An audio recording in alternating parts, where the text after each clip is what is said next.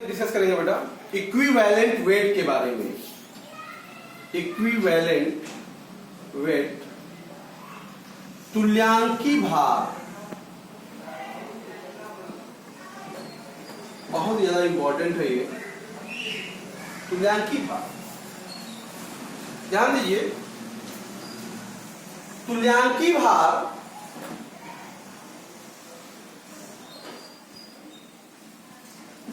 द्रव्यमान भागों की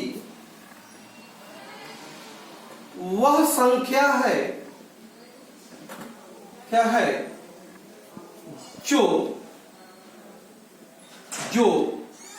हाइड्रोजन के 1.008 ग्राम से या ऑक्सीजन के 16.0 ग्राम से या क्लोरीन के 35.5 ग्राम द्रव्यमान भाग से संयुक्त होता है वही उसका तुल्यांकी भार है। एक संख्या है, एक बात समझ में आ रहा है। तुल्यांकी भार तो हम कह सकते हैं कि तुल्यांकी भार बराबर सिंपली तुल्यांकी भार बराबर परमाणु कहें या अणु। परमाणु भार तत्व होगा तो परमाणु भार, या भी हुआ तो अणु। परमाणु भार या अणु भार बटा के यन, ये सिंपल सा एक फार्मूला होता है तुल्यांकी भार कैलकुलेट करने का। परमाणु भार बटे यन या अणु भार बटे यन। यन का क्या महत्व, यन सबसे इंपॉर्टेंट है। यन है, अगर भाई तत्व है, अगर तत्व है तो यन क्या होगा, एक संयोजकता होगा। यन क्या होगा, एक संयोजकता कहलाएगा, ठीक है।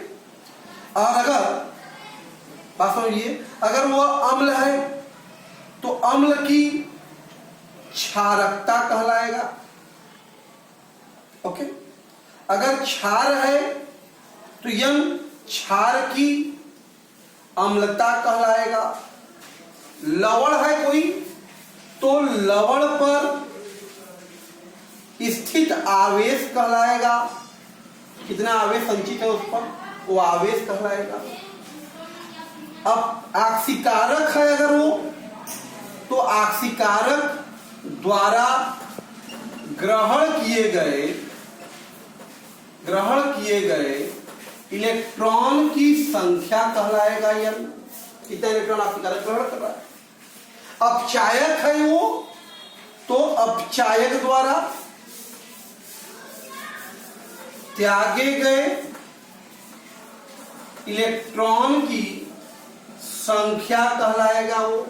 तो सिंपल सा कुल मिलाकर आप देखें, तुल्यांकी भार में कुल कहानी यन की है। परमाणु भार अणु भार तो निकालना सबको आता है, परमाणु भार अणु भार सबको जोड़ के निकाल लिया, तो समस्या यन की है। यन अगर आइडेंटिफाई हो गया, यन को जान लिए तो हम तुल्यांकी भार निकाल सकते हैं। आइए देखते हैं कि जैसे डेटा हम ले लें, मान लो कुछ परमाणु ले ले, जानते हैं उस पर उसकी संयोजकता जानने की कोशिश करेंगे। उसकी संयोजकता क्या है। अम्ल ले लें कुछ तो उसकी क्षारकता को जानने का प्रयास करेंगे। क्षार ले लें कुछ तो उसकी अम्लता को जानेंगे। लवण ले लें कुछ तो उस पर आवेश को जानते हैं। आइए कुछ देखते हैं। जैसे अगर मान लेते हैं भाई सोडियम है हमारे पास एक परमाणु, पोटेशियम परमाणु है, कैल्शियम परमाणु है बेटा, मैग्नीशियम परमाणु है, एल्युमिनियम परमाणु है। इस तरीके से परमाणु ले लिए, जान लेंगे। ऐसे कुछ हम ले लेते हैं, हाइड्रोक्लोरिक अम्ल है, नाइट्रिक अम्ल है बेटा, सल्फ्यूरिक अम्ल है बेटा, ओके, आर्थोफास्फोरिक अम्ल है आपके पास, एसिटिक अम्ल है आपके पास, ओके। उसके बाद क्षार ले लीजिए कुछ, सोडियम हाइड्रोक्साइड कुछ कॉमन हम ले रहे थे जो सामान्य है, पोटेशियम हाइड्रोक्साइड ले लें, कैल्शियम हाइड्रोक्साइड ले लें,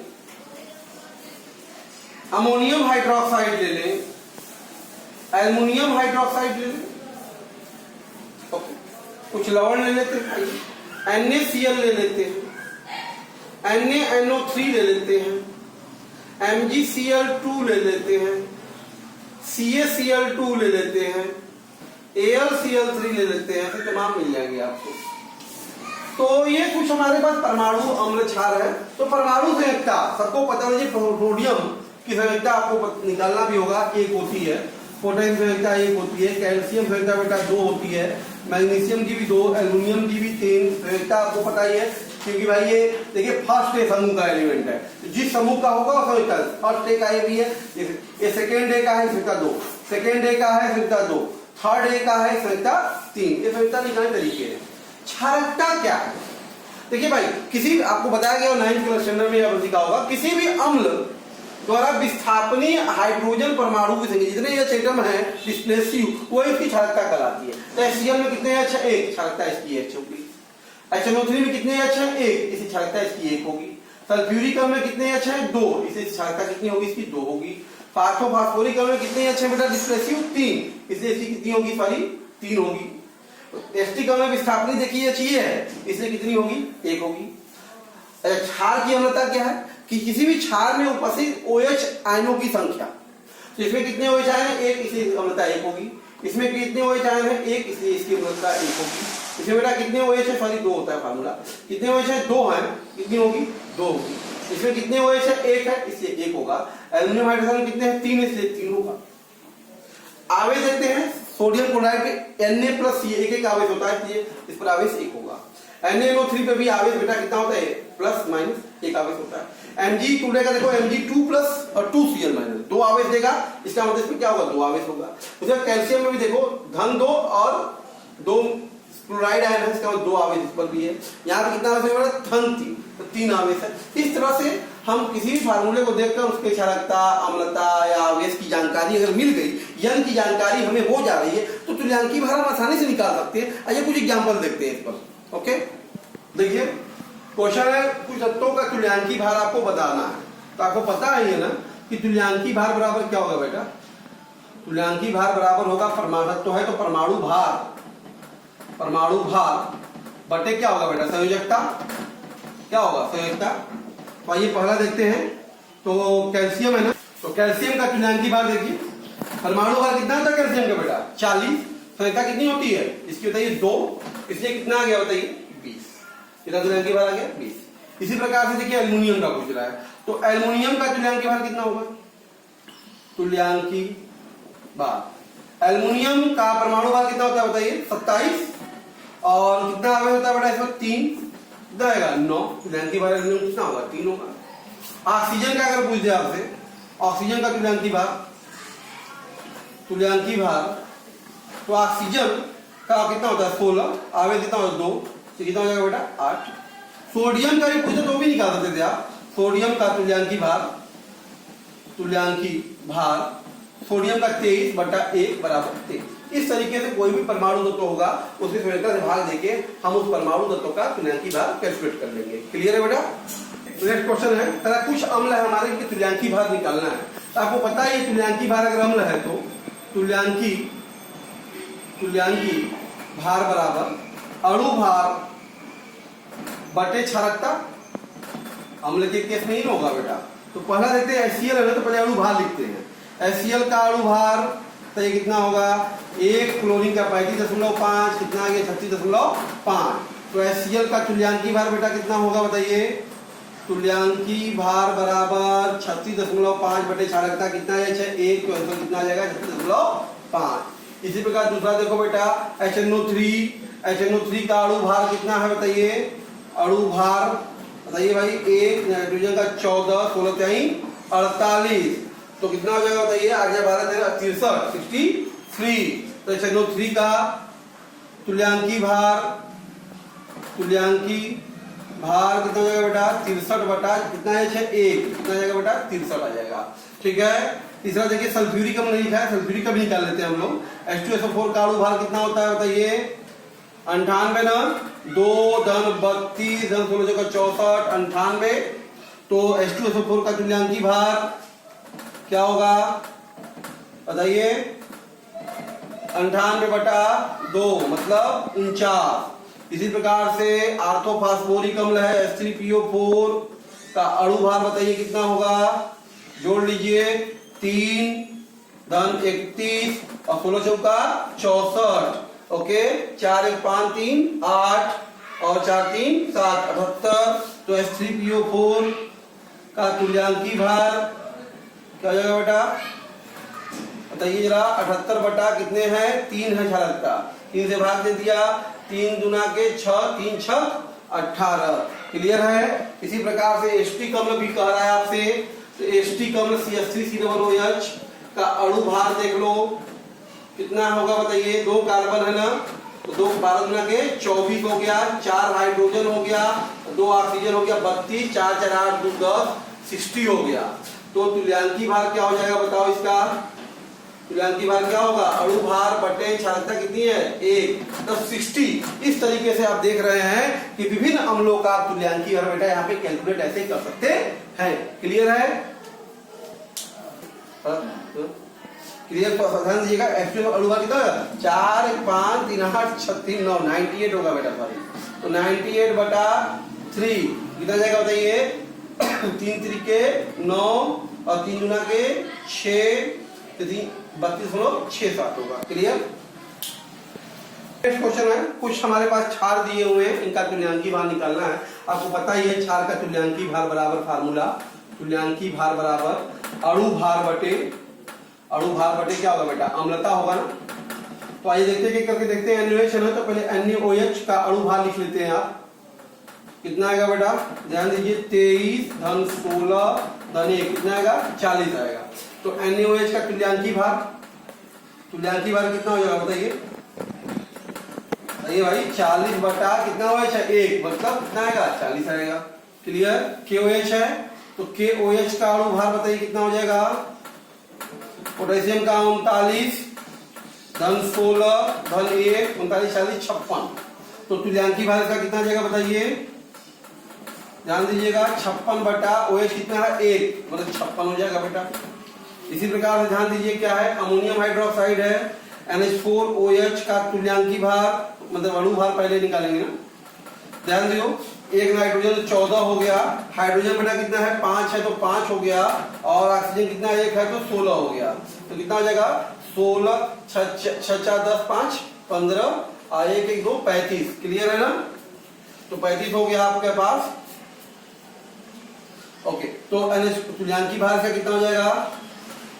तुल्यांकी भार 35 बटा संख्या कितनी है इसकी? 1 तो मतलब कितनी हो जाएगी? 35 हो जाएगी।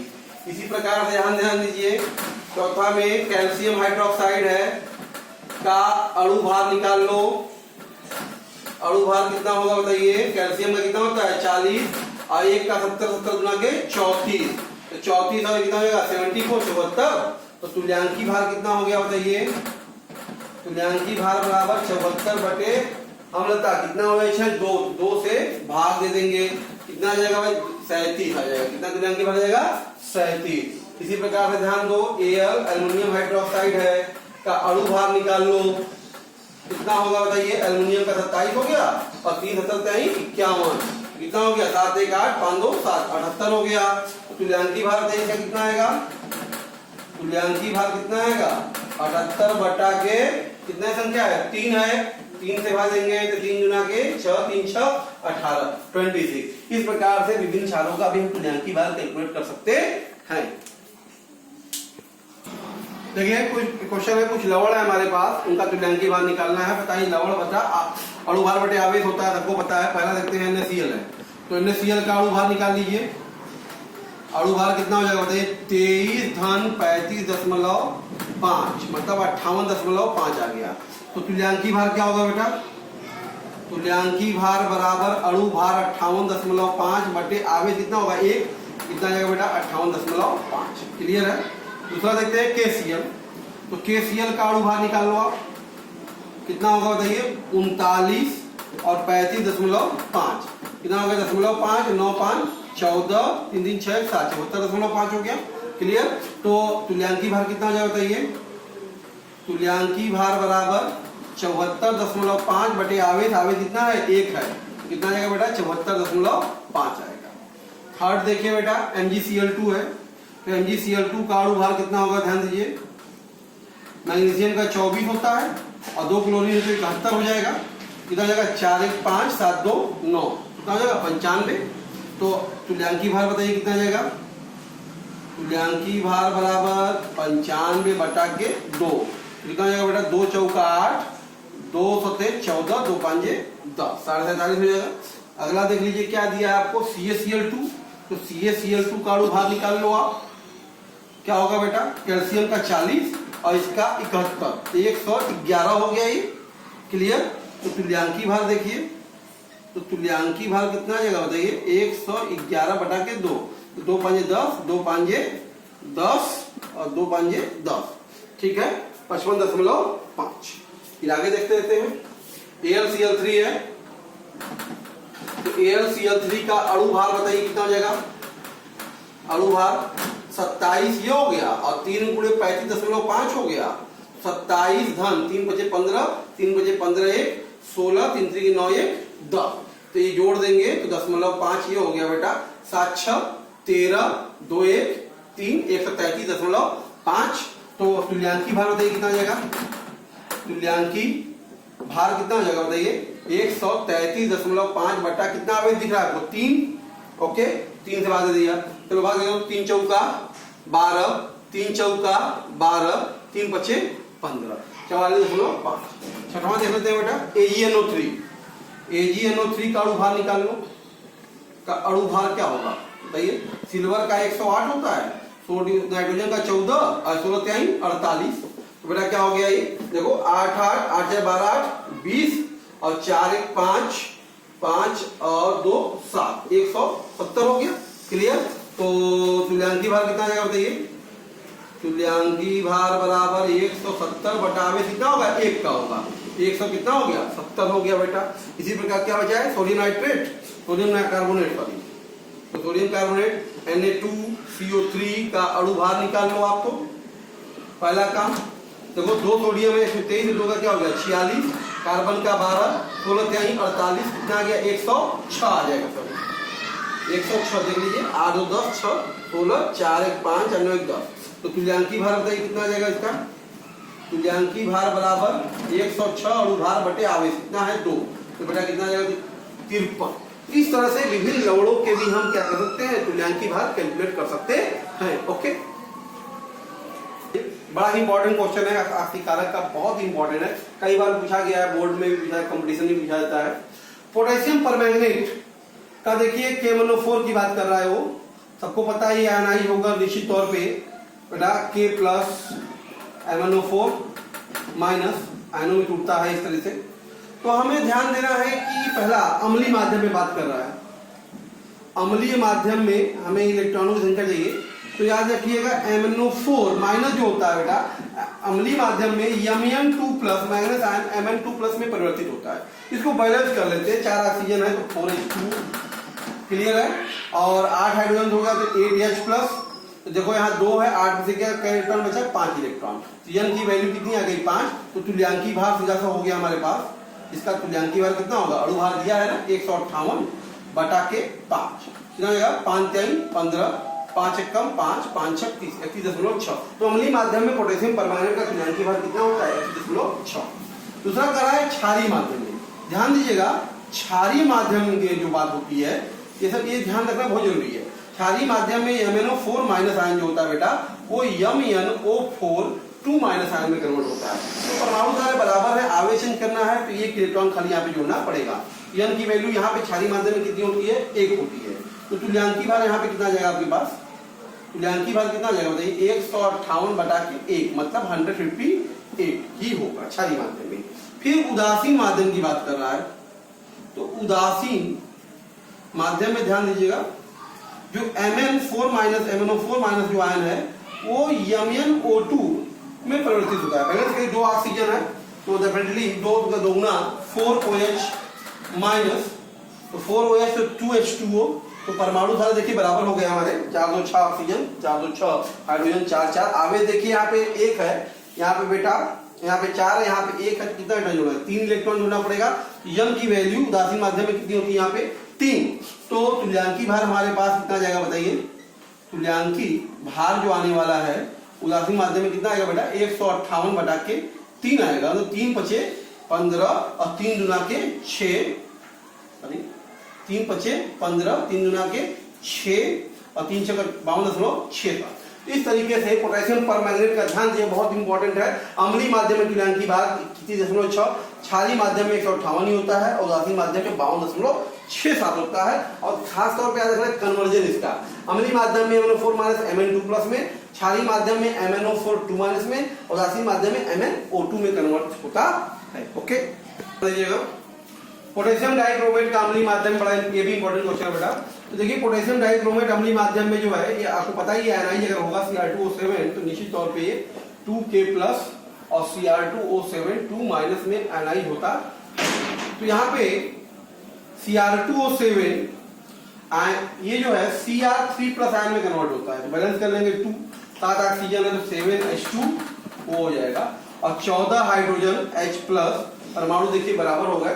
तो बेटा यहाँ 14 2 12 तो मतलब 6 इलेक्ट्रॉन। तो यम की वैल्यू यहाँ कितनी है, 6 है। तो तुल्यांकी भार जो है बेटा कितना दे, 294 बटा 6 हो जाएगा। तो हो जाएगा आपका 6 चौका 24। तुल्यांकी भार इसका बेटा 49 होता है।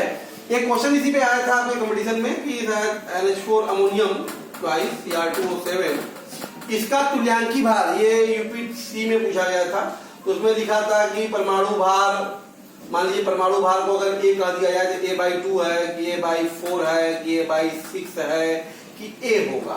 तो इसमें से आप अगर बात करें तो बात वही बात आ जाएगी यहाँ पर भी। तो Cr2O7 जो है ये इस आयन में देखा जहाँ पे कितने इलेक्ट्रॉन मिलता है, निकल रहे हैं 6। तो हमारा कौन सा ऑप्शन सही रहा होगा, A/6। ये हमको लगा 13 या 12 में यूपीसी का पूछा हुआ क्वेश्चन था तुल्यांकी भार से संबंधित। क्लियर है बेटा?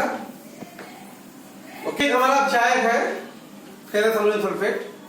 तो इसका तुल्यांकी भार देखिए निकालना है। तो देखिए ये होता है Fe2+ आयन में है, तो ये Fe3+ फेरस से फेरिक में इसका क्या होता है, कन्वर्जन होता है। बात समझ में आया? इसका ऑक्सीडेशन होता है। तो अब क्षारक है तो यहाँ पे N की संख्या हमेशा 1 होगी। तो इसका तुल्यांकी भार जो होगा बेटा, सीधी सी बात है, फिर मोल रबड़ का तुल्यांकी भार क्या होगा, अणु भार 392 बटा 1 बराबर 392 ही होता है। कभी क्वेश्चनों में इसका पूछा जाता है कि फिर मोल रबड़ का तुल्यांकी भार किसके बराबर है, परमाणु भार के बराबर, परमाणु भार के आधे के बराबर, परमाणु भार 3 के बराबर, 2 के बराबर। तो आंसर क्या होगा, परमाणु भार के ही बराबर होता है। तो आज हम बेटा डिस्कस कर रहे थे आपसे तुल्यांकी भार के बारे में। इसको हमने प्रॉब्लम एग्जांपल से समझाया। इसका आगे चल के काफी ज्यादा उपयोग है। अगर टॉपिक में हमारा नॉर्मलिटी वगैरह उसमें काफी बगैर इसके हम लोग सॉल्व नहीं कर पाएंगे, इक्विवेलेंस वगैरह के बारे में। तो इसको अच्छे से आप रिवाइज करें। वीडियो समझ में आया, अच्छा लगा तो लाइक कीजिए, सब्सक्राइब कीजिए। Okay, thank you.